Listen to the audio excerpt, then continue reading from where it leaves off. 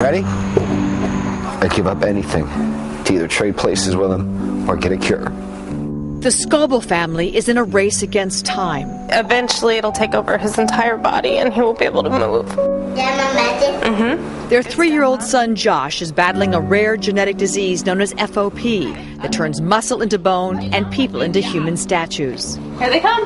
I got it. Josh looked normal at birth, but had deformed feet and hearing problems, the first signs that something was wrong. I kept saying to myself, there's got to be something going on, and no one knew.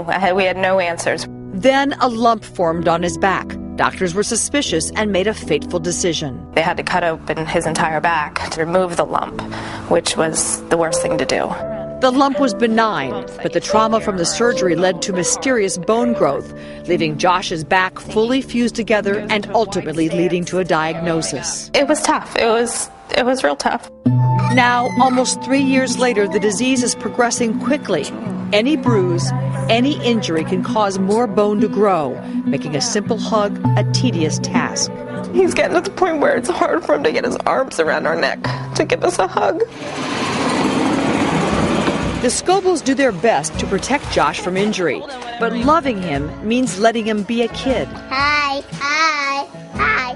Woohoo! As much time as he has left, I want him to enjoy it. I'd rather him look back and say, well, I had fun, rather than my parents didn't let me do anything. Each day spent with Josh is seen as a gift. Slow down!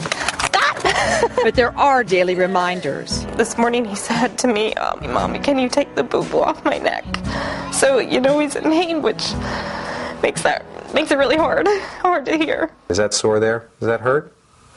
Yeah. Yeah. Painful swelling in Josh's neck has his parents worried, prompting a trip to the pediatrician. Josh is an amazing young man, given all of the stuff he's had to go through, most of which is pain that I don't think any of us can probably understand. While there is no known cure, recently scientists have discovered the gene linked to this condition. It's going to take time to develop those very specific and very safe treatments that we can bring to Joshua and other children around the world. But in the meanwhile, education is a critical component. The Scobles hold out hope that a cure will come and Josh will lead a long, healthy life.